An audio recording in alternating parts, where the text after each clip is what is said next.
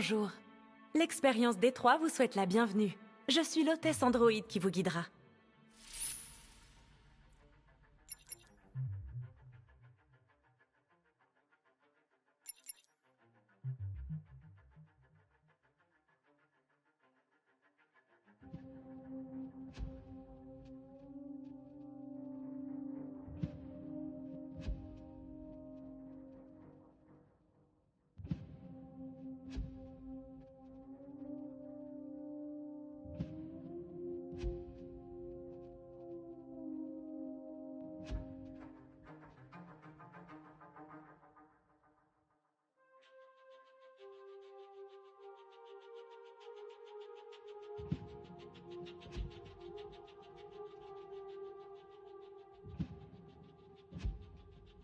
Nous devons procéder à un test de votre manette.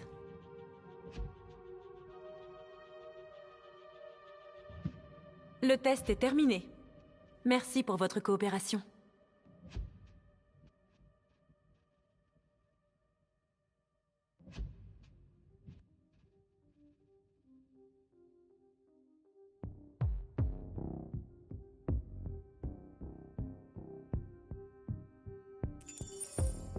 Voici la section supplément.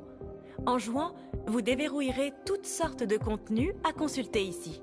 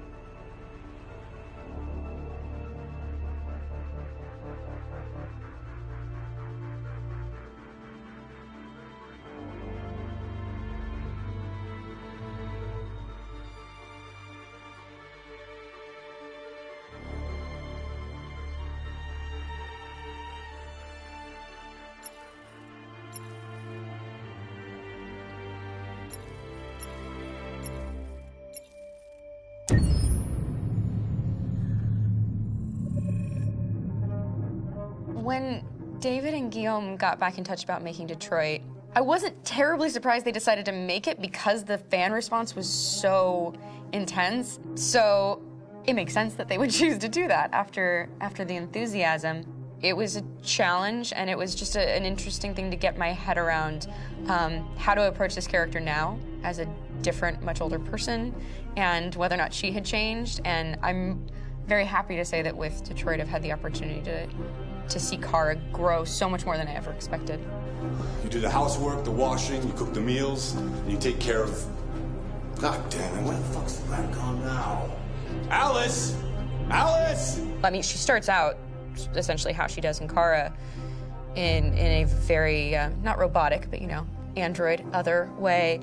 And getting to take this journey where she becomes more and more human as it goes on. You know, and as an actor, that's a wonderful exploration in every way, whether it's how she sits, her posture, how her voice changes, how emotions change, and how much emotion is based on things like empathy and social experience. And so having, you know, as much material as I got with David to have this huge, nuanced arc was really incredible. Why couldn't we just be happy? This experience has been quite different than the experiences I've had shooting film or TV or doing theater work. I have 83 dots on my face and a really flattering black wetsuit type thing, and you're jumping around with props, and it's kind of like being a 10-year-old imaginative kid, which is fun. There's 80 cameras around us. It's already lit. So we just shoot and shoot and shoot and shoot and shoot. There's no change of sets, there's no hair and makeup, there's no wardrobe, so we move really fast, and we'll go through about 35 pages in a day. Working in TV or film, we'll probably do 6 pages a day. It's kind of acting boot camp. It's like working out constantly. I mean, you're doing this thing, and then you got to do something that's completely other back to back to back. And so that kind of process of working is very challenging, but it's also very exciting because you just have to keep coming up with new ideas, and your head goes all over the place because you're trying to keep track of basically 4 different storylines for each different response. You shot that girl, for fuck's sake. It was a machine that looked like a girl. Yeah, I know what I should have done. I just told you I couldn't. All right, I'm sorry. The fact that David Cage, he's telling like many stories interwoven from beginning to end is super complicated and super impressive, and I have no idea how he keeps it all in his head. He's not just the writer or the director who's seeing this from the outside eye, he's also thinking about the player walking through this space. You know, only somebody who really, really loves not the work, but like these characters and these stories and cares about doing something meaningful would invest that much in it. And it's always inspiring to work with somebody who cares that much. My experience with motion capture is this one. And I found it sort of terrifying in a way because they said the computer's going to build you. But then as we got into it, I realized all the elements of it were still artistic. I just dipped into a really brilliant setup here. I've never seen anything like it. And this won't turn me into a product because I was playing a character.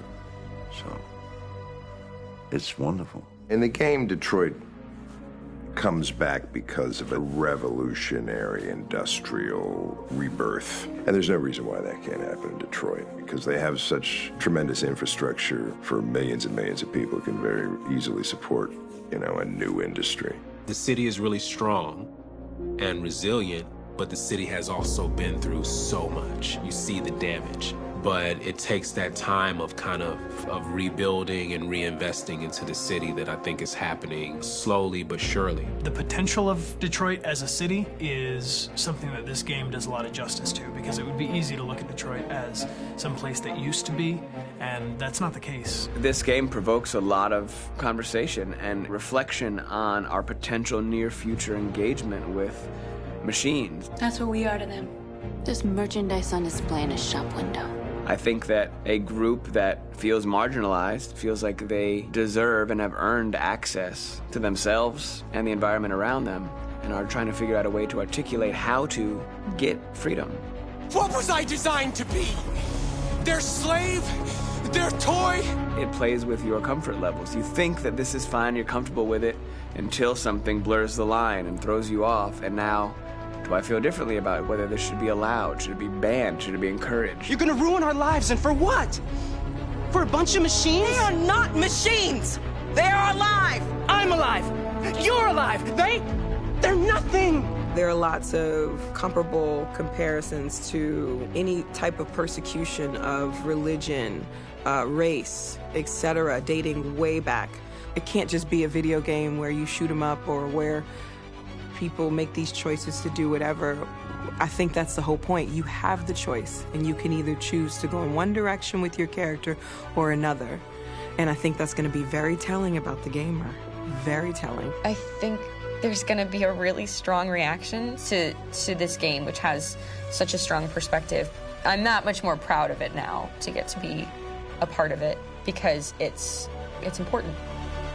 In this game, you're actively building and designing the character through not just what kind of shield does he have or what color hair does she have, but like their temperament and the way they deal with problems. The different endings to this game are so radically different based off maybe seemingly insignificant choices in the moment, but like life, they all add up. And can't play life again, though.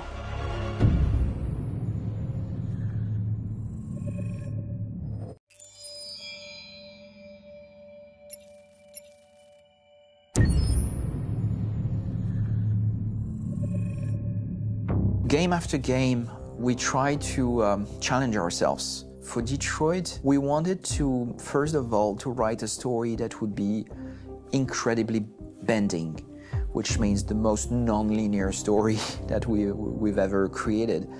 And we wanted really the player to have the possibility to change the story, change his own journey. When you're writing at Quantic, you're writing for an interactive medium. You know, when you're working in television, you'll put a character in a difficult situation, and you as a writing team will argue about what would that character do. But ultimately, you have to decide what happens, and you just show the audience. What's interesting about interactive drama is you bring the player into that conversation, and it changes your job slightly as a writer, because your job is to provide a narrative context in which the player can write his own story. You're giving him this kind of narrative Lego that he's going to snap together into his own shape. You also have the ability to make your audience attach themselves to your characters, because the audience is in some sense responsible for what happens to the characters. It's just a few cans. Come on, let's go. We have some cash now. You used me to steal that money. How could you do that? I trusted you. What is a bit specific about these scripts is how large they are. If you take a film script, there are about 100 pages. But here we have to deal with a script that is between 4,000 and 5,000 pages. Everything becomes bigger because we don't just tell one story, but we tell all the possible stories that can be told within this narrative space. On Act 3, our final act, we have around 1,000 different scenarios. And every one of those scenarios has to be as interesting, as passionate, as strong, and as emotional for the player. We want every action that the player does, every interaction that is available to serve in telling the story, and help the player understand who his character is, and build that character moment to moment.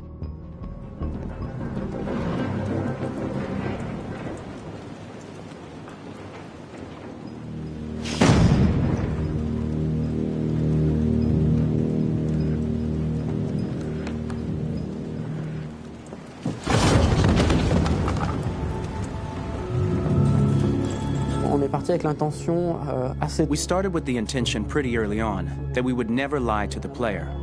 So we implemented a visible tree structure in the game that players can consult during a scene or at the end of it, which shows exactly what they did and what they missed. There are games out there offering world exploration. We offer narrative exploration. You know, keeping control of such a wide and large story is a huge challenge. So same thing when you shoot with actors, because you will need to shoot many different versions of each dialogue, of each scene. For actors, it's a huge, huge challenge. Because of the style of the game, you have so many different ways that the character can go. Every decision, it's what I call kind of choose your own adventure. Like every decision that the player makes, it's going to open up 40 more pages of material and experience that ties in, which means as a performer, you have to try to continue to make things feel real that the player might not ever see, but also that in performance it's not always connected to a previous act. It's grueling, it's hard work, but it's a great team and I enjoy doing it. I was really frustrated, until I got to this point where I kind of was able to step outside of my own experience and even in a lot of ways my own process and be able to step outside of that and okay, this is something new, what do you need? How do I meet you there? How do I give you what you need and still feel like I'm doing what's right? And once I did that, then all of a sudden it got really fun. It was much freer and having to approach it in a new way and think about the player and think about how it serves them and what I'm doing for them or what I'm letting them into. It's really, I think, helped me grow in general. Remember, there's nothing on the left. That's all. So it's probably all there. And then make her come first, close. But I think you would go first to check that it's safe. Okay, sure.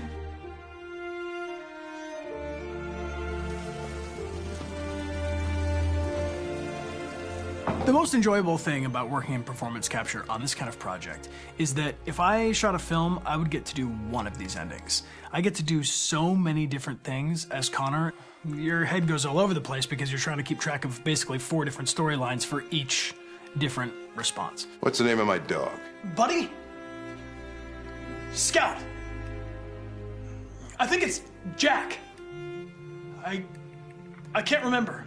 So I worked with physicality a lot because it was a good way to anchor myself in these different rings of the tree. As the story grows out, I know where that is physically in my body, and then I can switch more continually on set, and it'll be entirely up to the player to determine what order those things come out and what they look like from a distance. Like if you're playing through it, the culmination of all of that will be their version of Connor. I'm faster than you, and I don't feel pain. You don't stand a chance against me. Listen, asshole. If it was up to me, I'd throw the lot of you in a dumpster and light a match to it. Shooting action scenes at Quantic Dream is a real challenge, because these are scenes where the storytelling has to continue. It's not an action scene just to have a dose of adrenaline. The stunts have huge consequences on the rest of the story. It's really a moment where we implicate the player and tell him that the choices he makes during an action scene will have a direct impact on the evolution of his story. My biggest challenge on Detroit has been managing the large number of animations that we received from motion capture. Detroit features more than 37,000 animations, which is a huge amount to handle on a daily basis. You have to realize that the player, in his first playthrough, will miss certain scenes. This also means that we had to think of, conceive, and produce all the potential story paths. The characters' costumes, the places, day or night, the weather. Did the character get shot in the shoulder? Did he get injured? All this consistency forced us to produce a lot of graphic assets in order to, quite simply, allow the player to have true continuity throughout the story. Honestly, we were even surprised by the challenges that come with such a big tree structure. And we did our best to guarantee quality across all the game and make sure that whatever path you choose within this narrative space, you will have an equally good experience.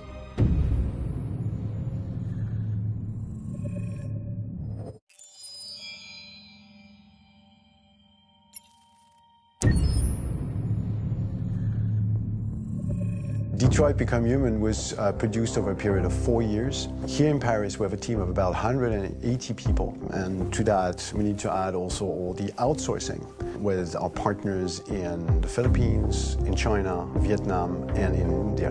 So when we started working on this story, I had to imagine where Kara was built. And for whatever reason, the city of Detroit came very quickly to my mind because it had already an incredible story by itself of history and themes.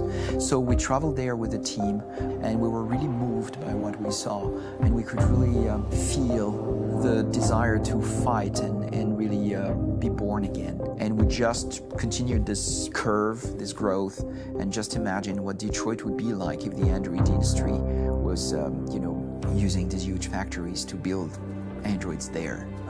A very strong element in Detroit is that there's a lot of industrial wasteland and a lot of nature too, and for us, the graphic designers, it was an incredible playground.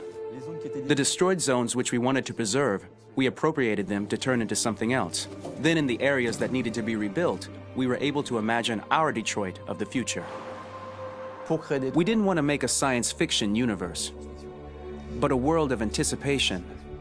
If we chose science fiction, we could have imagined flying cars, extraterrestrials, but those things are very far from our current everyday life. Anticipation is more about gleaning from our contemporary reality, the one we know, because Detroit is set in 2038, and 2038 is tomorrow. The difficulty we had was sticking to reality. That is to say, technology becoming more and more invisible, a lot more elegant, and at the same time, making it visual. So all the computer equipment, autonomous cars, we simply had to invent. They are in fact very technological objects, but at the same time remain very credible and ingrained in reality.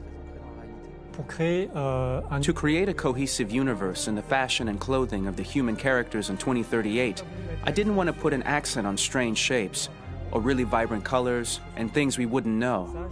That I wanted to keep for the androids. The goal was to create something familiar which we can identify with in this future setting. Working on the artistic direction for the androids was a bit special because this is a project about the place they could occupy in the human world. It was out of the question for them to be too beautiful or too perfect. They had to correspond to every social class, rich and poor. Inspired by everyday utilitarian clothes, I brought a modern touch by adding dynamic display surfaces, the armband we can see on the side, the triangle on the front and back, an LED. Like that, there's no confusion. Wait. You're sending an android? All right, ma'am. We need to go. You can't do that. Why aren't you sending a real person? Once we cast the actors, we travel to meet them in order to scan their faces. We record the structure of their face with the scan. And we record the colors and patches of skin with photography. Once we have this information, we will use this as a basis for modeling and creating the characters. The artist will make it more realistic, but will also enrich it. He will propose ideas which we will develop together. Finally, we will have a character with character who corresponds to the project and the world. When the actors come to Quantic Dream, we show them the design, what their image will be, and what they will look like in the game. This extra information gives them another dimension and color to connect with emotionally. It helps them think about how to play their character. Your mission. That's all you care about, huh? You should consult a professional who can help you. Beat it, you hear me? Get the hell out of here! So there are 3 types of shoots at Quantic Dream. Shooting and performance capture, where you capture the whole actor, his voice, his face, and his body. These shoots are obviously done with American actors because the game's original version is in American English. After that, there are the body-only shoots, representing around 250 days of filming, while the performance capture is 100 days of filming. Now, body-only shoots, there are 2 types. There are the action shoots and the technical shoots, which are mokit shoots. Mokit is when the player controls a character on the screen, and he moves in an environment to explore it. This is of particular importance at Quantic Dream, and therefore we shoot a lot to offer a unique context for each scene and each character. To prepare a motion capture shoot, we first get together to look at the sets we need, the animations that we want to shoot, which ones need to be grouped together, or which ones need to be cut and shot at another time, so that we get the most out of the shooting day. This often means shooting scenes out of order, especially those with big props or accessories, like a big car, for example. So we shoot all the animations related to that particular prop first.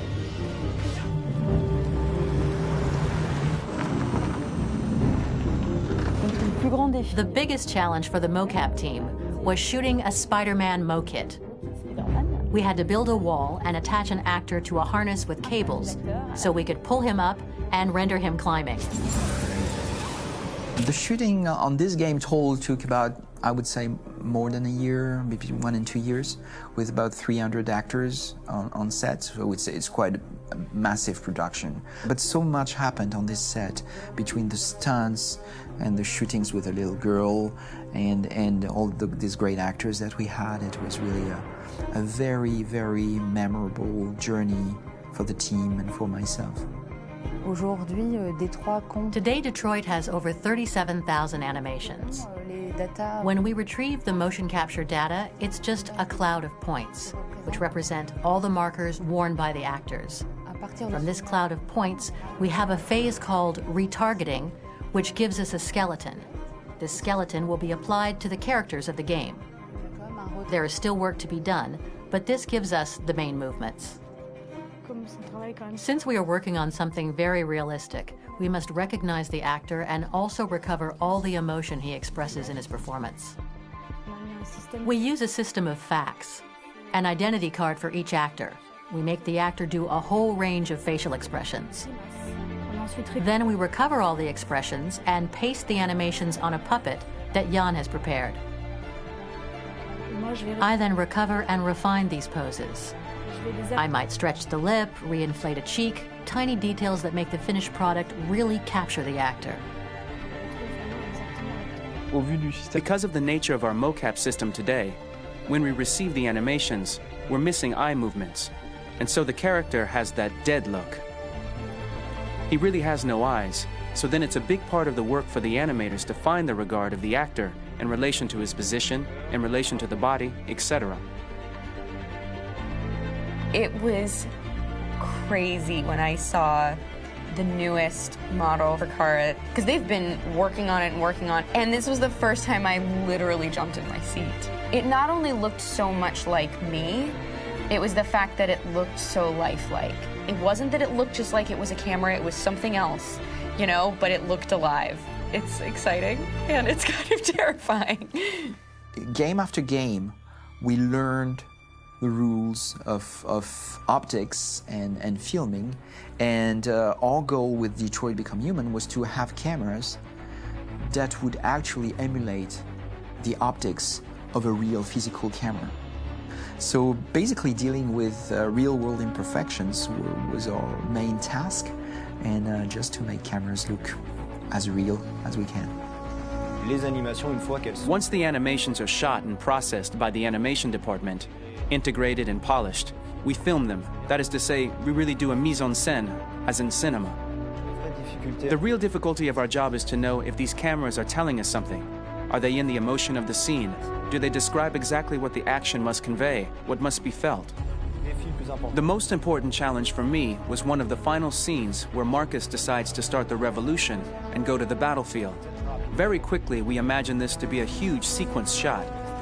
We wanted the feeling of a cameraman running behind us, while showing Marcus, the androids who help him, the person shooting at us, etc.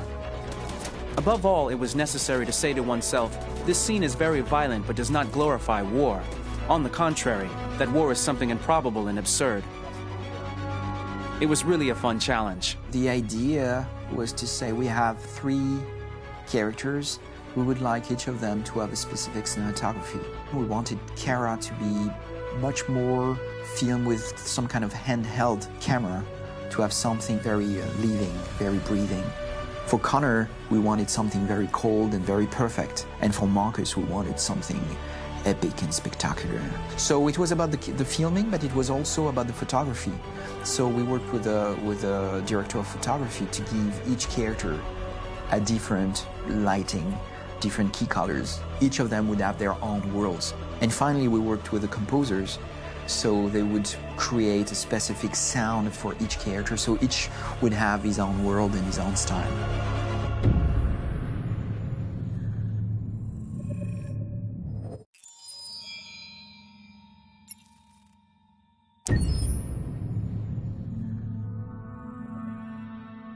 For the soundtrack of the game, we tried to be very close to what is done in film. We were constantly asking at each place in the game, why are we putting music here? What is it going to say? So we focused the music on bringing emotion, which is interactive and supports the character's arc. I'm sorry, honey. I'm sorry. I'm sorry. You know I love you, don't you? You know I love you. We make games that are very narrative. We're really into interactive drama, so the soundtrack also had to go in that direction, supporting the 3 characters' very different stories. We really wanted 3 colors, 3 musical sound identities, and from there, having 3 composers made sense, since the story of Kara, Marcus, and Connor are all completely different.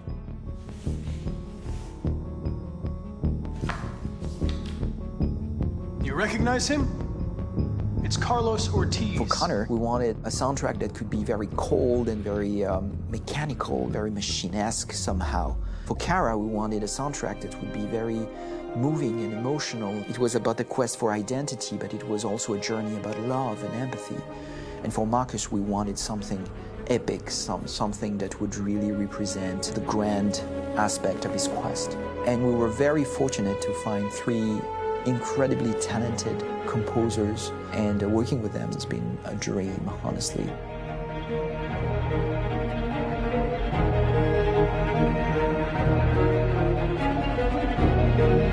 My name's Philip Shepherd, and I'm a composer and a cellist and a producer, and today we're at Abbey Road Studio One, which is my favourite studio in the world, and today we're recording the soundtrack for Kara from Become Human.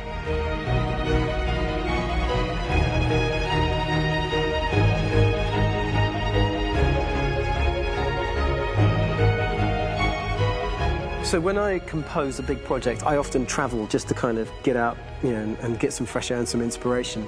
And I go hiking and traveling in Montana a lot. I had a log fire in the room that I was staying in, and the flames were kind of making absolutely direct music. And it became the basis for Kara's theme, and it sounds something like this.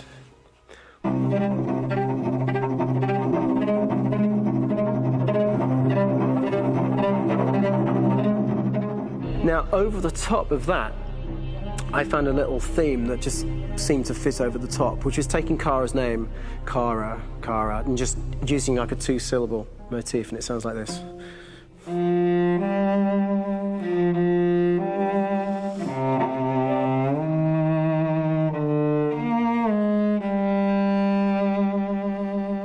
going to pull through this, Alice. As long as we're together, nothing can hurt us.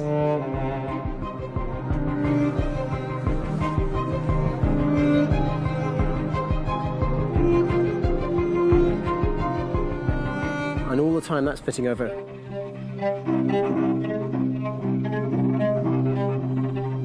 So it kind of works in lots of levels. And in fact, every single theme in the score has one of those elements built into it, and it becomes sort of the DNA of every single tune.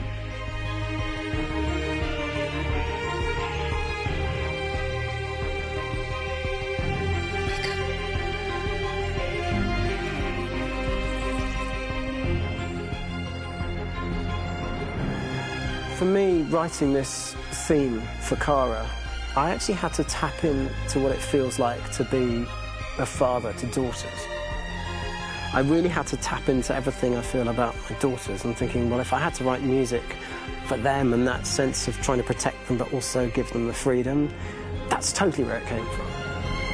Because each composer has been given the sort of narrative responsibility for very different characters, I haven't had to sort of go into other styles. I can actually be very loyal to this particular character and sort of hopefully encapsulate her. But it means also I've suddenly become very connected to this character, and if for some reason it goes to game over early, I'm getting mortified, you know? They're over there!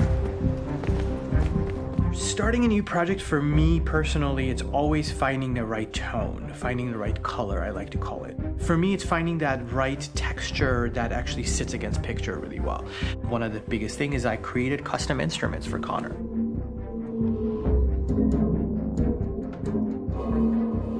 I pulled out all my vintage synthesizers to be able to capture this robotic person, if you will. My approach to all of these custom instruments is that I hear the sound in my head. And either I could just come into the piano and just be like, all right, so I'm gonna just get on the computer and just create it. I rather be able to play these instruments physically. Oh, that's nice. You can do that.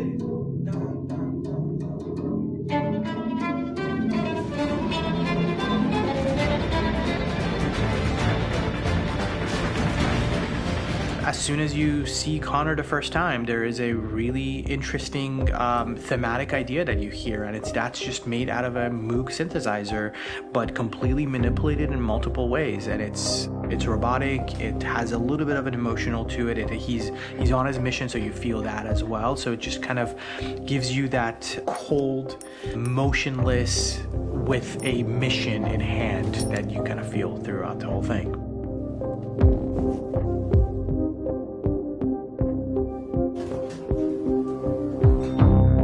Because the music evolved, one of the things that I was very weary and I was very kind of focused on was the way that the music has to evolve.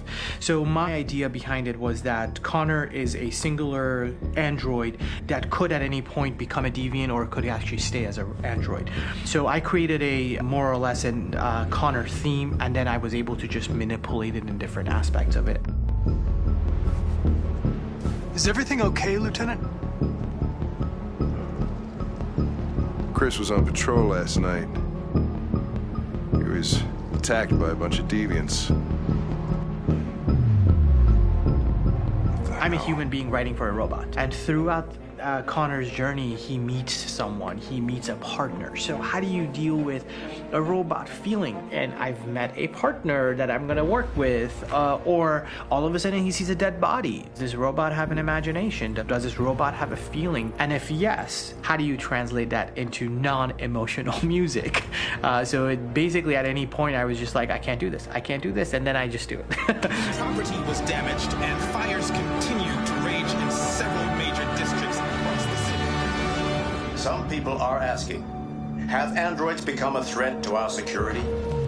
When I first started really digging in on Marcus, the one thing that I really tried to capture was the transformation process. You know, Marcus...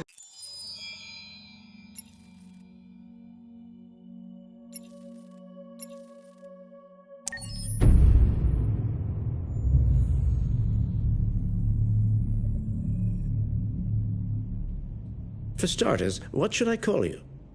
I'm Chloe. And you, what's your name? Oh, John. My name is John.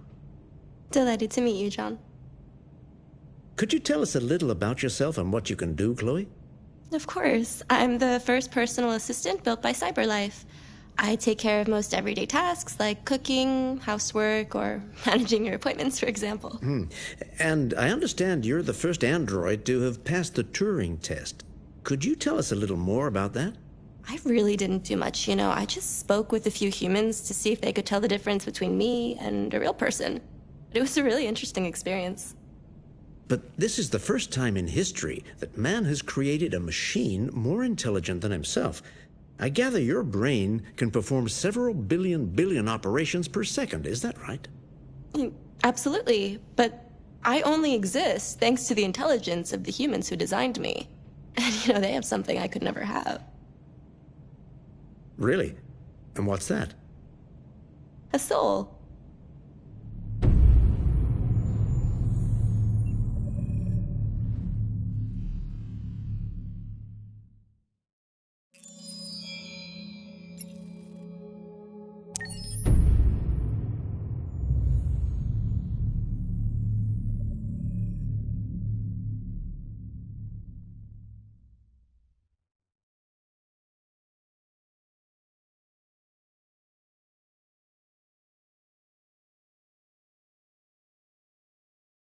Hold on, just a little while longer. Hold on, just a little while longer. Hold on, just a little while longer. Everything will be alright. Everything will be alright.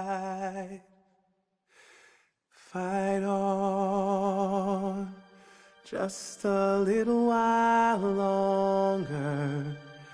Fight on, just a little while longer. Fight on, just a little while longer. Everything will be alright. Everything will be alright. We will sing on, just a little while longer. Sing on, just a little while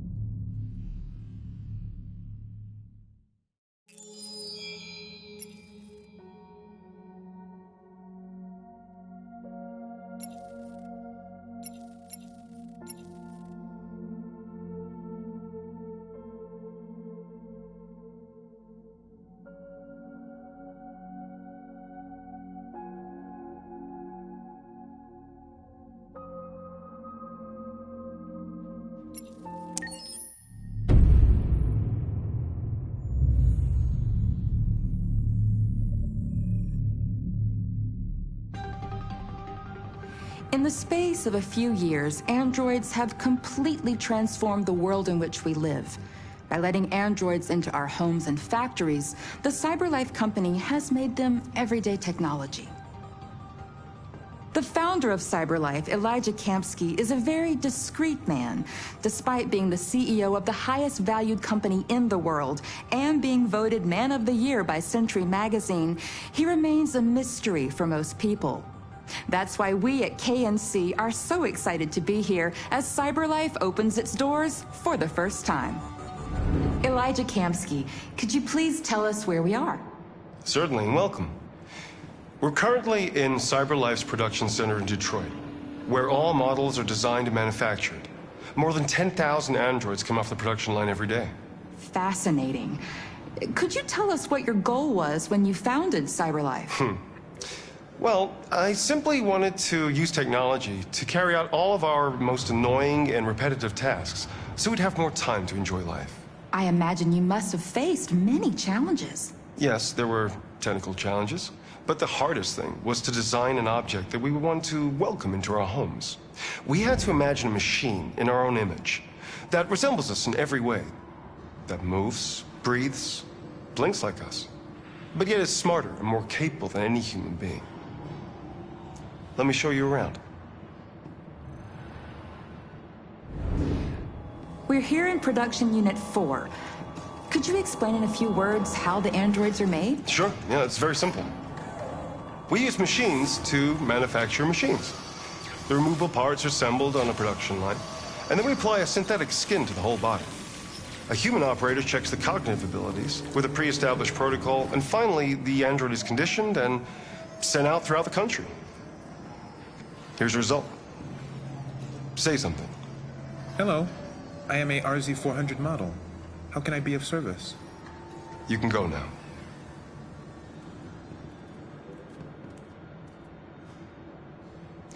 Our androids are already replacing humans in many fields. For example, they represent more than 80% of all university professors and 63% of all medical staff. Tomorrow they'll replace our soldiers, and who knows, maybe one day, our leaders, to make the best decisions in humanity's interest. Come on. Replacing humans with machines has led to record unemployment of 28%. What do you think about the situation? Okay. The first steam engines also caused an increase in unemployment. But no one today would imagine turning back the clock. Artificial intelligence makes everyday lives easier. Nothing can stop progress. What's happening here is inevitable.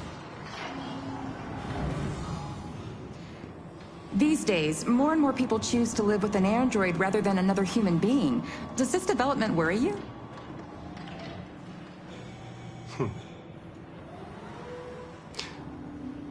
Everything's much easier with an android. They obey your orders without ever complaining. They can cook, discuss philosophy with you, have intimate relationships according to your desires. They never say no. Obviously, they are the perfect partner. Everyone deserves happiness. Why deprive yourself of so-called moral reasons when a machine can make you happy? Many science fiction books tell the story of how machines become more intelligent than us and end up confronting us. Aren't you worried about that possibility? I understand the irrational fears about artificial intelligence, but I assure you that will never happen with a CyberLife android. They're designed to obey humans. They're machines. They can't ever develop any sort of desires or form of consciousness. Are you sure? I'm absolutely certain.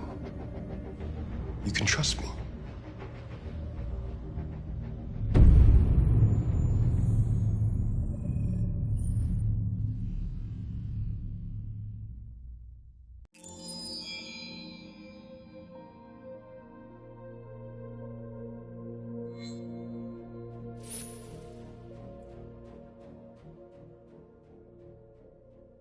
Vous avez les traits tirés. J'espère que vous allez bien.